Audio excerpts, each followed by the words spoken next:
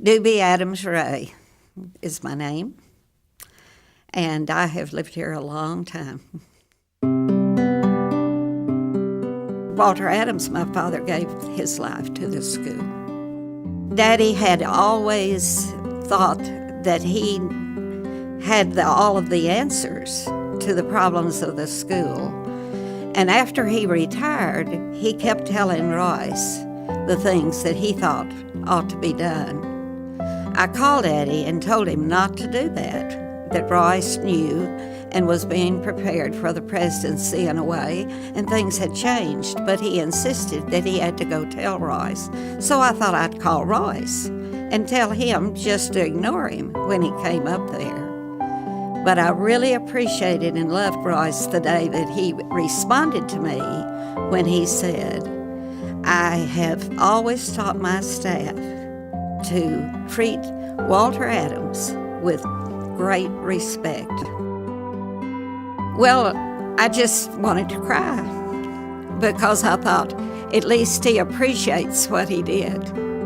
And I felt like that he did know then what Daddy had done. Well, I think fundamentally Royce is a lover of people, and regardless of who he's relating to, students, trustees, faculty, friends of the university, you can see the respect and the love that he has. And he's just open, he's honest, and seems sincerely interested in everyone. From my window, what I would want people to know about Royce Money is that he is a great example of what a person can become if they allow God to truly work in their life.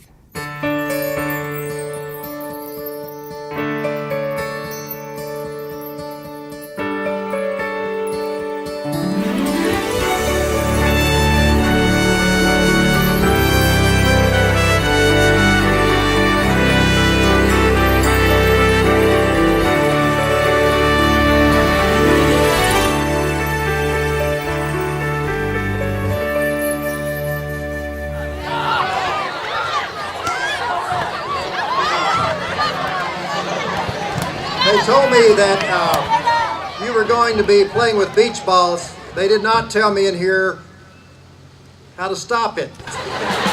So, I think that Royce was uniquely qualified for this job as president of ACU. He had the heart of a teacher. You can see that even today when he teaches outside of the presidential role. It's when he lights up. It's when he really comes into his element. It's when he's teaching. He brings good people to be around him, smart, bright people, but then he allows them to do their job, and he enables them and encourages them and mentors them, and they flourish and do well, and he gives them all the credit for it. I think you could look in pretty well any corner of the university and any characteristic of what ACU is today and see that his leadership or what's evolved under his leadership for the past 20 years has been incredible. This is truly a different place, and much of the change that's taken place in ACU's 104 years has taken place in the last 20. Royce is a person with a broad vision. He has interests that are as wide as the world, and he understands, I think, how the world operates. Not necessarily that we like it that way, but he tries to put his Christianity and the college in those parameters. I think saying that Dr. Money is our president is the best way to describe him. He's not a president, he's not ACU's president, but he's our president. I've tried to think of something from our school days. You know, we were freshmen together at Abilene Christian University, and he was a long, gangly, thin guy. And there was nothing about him that made you think he'd be the 10th president of ACU at that time. He did have good hair.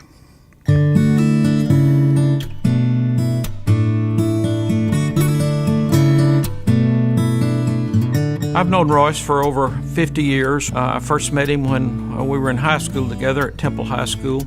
People in Temple are very proud of him. The thing I remember, he excelled in everything. He was Mr. Everything in high school. He excelled in athletics and academics. And I remember at that time he was very active in his church, and he had a wonderful Christian witness in high school.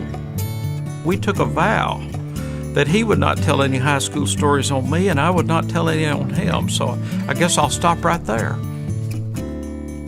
Well, I met Royce as a young theological professor here at ACU. I was president of Hardin Simmons at the time, and Royce and I hit it off, both in sharing our faith and intellectual issues. He was very open to ideas, very lucid kind of person, and we just worked together real well. And then when I met Pam, of course, I realized what a fine person he must be to have her as his wife. I guess it was in 1981, and we were just founded the Marriage and Family Therapy Department. We had Tom and myself, but we needed a third person, a great person, in order to be accredited. And that was a change over time for Teague and Stevens, and they both came to my office. I was kind of excited, and they said, well, okay, well, who do you have in mind? I said, Royce Money. I knew that Royce had been involved in ministry and that he'd moved to ACU to work in the Marriage and Family Therapy program. So I contacted him and asked him if he would consider a faculty position in the Bible department of the College of Biblical Studies, and was very pleased that he made that move. Well, I think in some ways he's still a pastor at heart. I've seen that in things we've done together with students, where you have this genuine, care and concern for students. And he and I have done a workshop or two together, and he falls very naturally into that role as a preacher teacher in the church. I don't think that the minister ever ceased to be a minister just because he became the president of the university. I always appreciated, after his parents were gone, the ministry that Royce performed for his brother, as long as his brother was here. Maybe it's because of my sister, who went through heavy problems, and seeing what that did for our family in the middle of the Depression gave me an insight to other people like Royce, who had a brother that was seriously mentally retarded.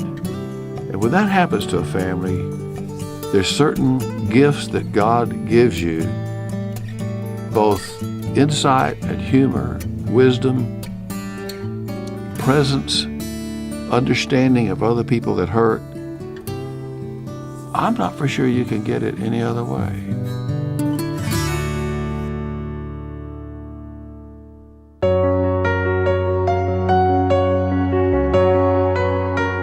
Pam is wise. Pam is strong and patient. Pam is just beautiful. I mean, Pam is that Proverbs 31 woman who speaks wisdom and speaks truth. Royce has been doing his thing as a president, and Pam has been doing her thing as a president's wife. But at the same time, she's a professional woman, and she's had a career along with that. And there's no telling how many people, couples and individuals that she's helped with that talent of her ability to do counseling and therapy with people. Royce and Pam really are in different roles. They have master's degrees in marriage and family therapy, and that therapeutic relationship and knowing how to deal with people's hurts and anxieties and animosities and all the stuff that goes with people skills, they have that, and I think that she made a rich contribution. She had groups of girls that she worked with all those years. That was what she did. That was her profession, but that's what she did because she was a president's wife and because she was a Christian. What I appreciate most about Pam is that she really is able to see the talents and the gifts that people have and pull that out of them and allow them opportunities to go out and make a difference in the world around them. When you see Pam for the first time, you see a lovely, beautiful woman with a great big smile. And when you find out what's underneath that, you find out that it's her interest in people. She loves people. The importance of what we call the university's first lady is that almost everything you do tends to involve her at one point or another. And Pam has those skills and those gifts, and she's done it well. But I think in the case of Pam and Royce, she's been his confidant. She loves to be part of everything that's going on in the gardening end of the university, and she has been known to actually get down in the beds and weed them when no one's looking. She has been caught, matter of fact, doing that. Pam has been such an asset to Royce because of her background and doing all the things that she's done. There's no way that his work could have been accomplished as well without Pam going with him. She has been as much of an ambassador for the university as Royce has been. Hey, run the camera and I'll tell you a story. All right, I'm running. Anthony Williams is a fantastic manager of this bookstore, but he has told all his employees, it's a Dr. Money alert, that when the president walks in, he wants to know. Now, he just left, so we'll see how long it takes for somebody to detect me and make sure that I'm waited on. So nobody so far. You see Tim around? You know, I get so many shirts given to me. Rarely have to buy them, but I do. Probably ought to X that one out. See? Finally, we're running the clock. 3 minutes and 50 seconds. The secret to Royce's relationship with the students is that he's real. He laughs, and he can laugh at himself. He doesn't take himself too seriously. But he is just a real person, and they feel like they can identify with him. He never puts on airs of any kind, and never tries to be real dignified around them, but he's just himself, and that endears him to the students. I think his ability to negotiate with world leaders, to entertain national leaders, and yet, at the same time, go through the freshman dorm and welcome students every year, and them not to even know who he is as he comes through, really speaks well to the common man that he is. He has what I call a tremendous amount of woo, the ability to just make people feel at ease and comfortable, and you can especially see that in the students. The way they respond to him in almost any environment is one that is, I think, uncommon. Dr. Money made frequent trips into our locker room after games. One time in particular, when we won the Lone Star Conference Championship in 2008, was a time of great excitement. First time we had won that in 35 years, won that title.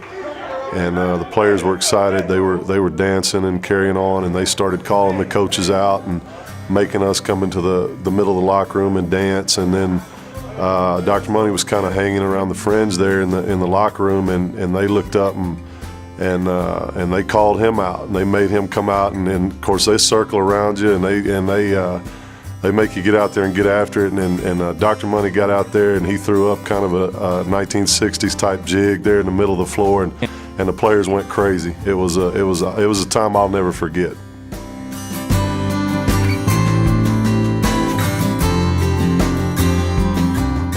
I work with prospective students now and try to get them to come to ACU, and the thing I always tell them is you'll never find a place where a president is as involved and loves the students as much as at ACU, and that goes for both Royce and Pam.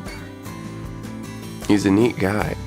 He's very genuine and loves to have fun, probably more than I do. I can see, if we were growing up in the same era, I can see me trying to do homework and him just having a good time. So, he's very genuine. He's pretty neat. One of the characteristics that people often say is evident in a real leader is a sense of humor. And Royce had this sort of sense of humor that he could inject. Sometimes it was a play on words, sometimes it was just a sort of a off-the-cuff comment, but it was a way of kind of keeping a balance. Royce was funny. Royce has got a good sense of humor, and it's always been enjoyable to be around. I like being around Royce because he is funny. He's got a great sense of humor. Well, he tells funny stories. I don't know if I'm allowed to talk about that. I'd love to take his wit. He's always had a great sense of humor, I think. Well, I've tried to think of some funny stories to tell about Royce, and I don't think he is that funny.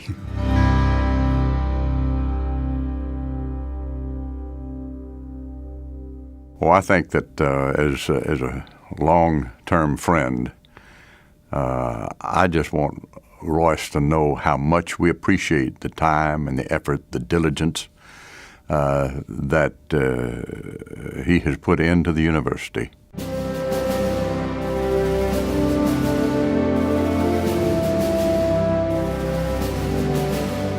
They have been prepared for this ministry by God for their entire lives, and the things that they've gone through and the experiences that they've had. I think that God has used them in a very powerful way to do kingdom work during their time as the president and the first lady. Royce has always said, the things that we do at ACU are not business, but they're kingdom business. That we are fulfilling God's purpose while being stewards at Abilene Christian University. It's one thing to say a thing or make a statement, but I bought into it because I really believe that Royce demonstrated that it was sincere in his actions, in his beliefs, and his initiatives while he was president at ACU. Now, I remember when Royce first came down to San Antonio to ask me to come to Abilene. And I know that I remember him asking me for three things. He asked for my life, my money, and my kids. But what I found interesting and what I've noticed over the last 19 years is that Royce didn't ask for anything that he didn't give. He really gave his full resources, his full family, everything that he had to be president of ACU. And for that, I'm grateful. I've always said that if the Church of Christ canonized people, Royce and Pam would be some of the first saints. What I most admire about Royce is his ability to look at all sides. And one more time, to make everyone feel that they have an important role. He speaks softly, and everyone listens. We've been connected with Abilene Christian for a long, long time. We've sent all of our children and many of our grandchildren. And each of them have come to know Pam, Royce, Dr. Money to them, in a way that's almost family. It's been a good ride.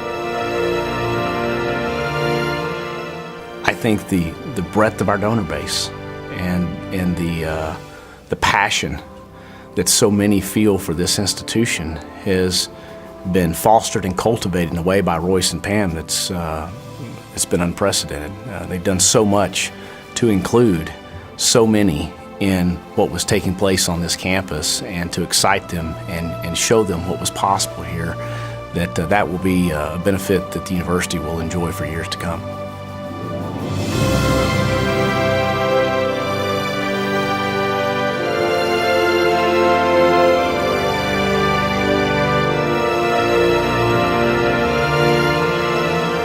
I think Mom sees a big picture of things. The other great thing about her that I love and want to model is how she loves my dad. I'm just getting all teary, I guess.